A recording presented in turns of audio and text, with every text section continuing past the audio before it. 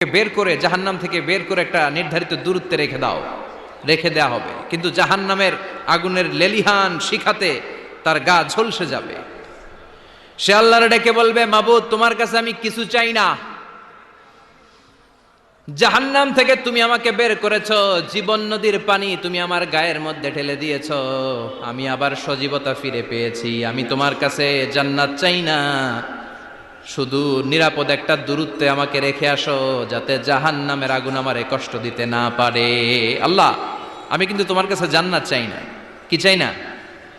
জান্নাত চাই না, কিন্তু জাহান্নামের আগুন আমারে কষ্ট দিচ্ছে, এতটা দূরত্বে রাখো যাতে জাহান্নামের আগুন আমার গায়ে না লাগে। আল্লাহ বললেন, ওকে রাখবো, কিন্তু আমার সাথে একটা কন্ট্রাক্টে যেতে হবে, যে এটা তোমাকে দিলে তুমি আর নতুন করে কিছু চাবা না।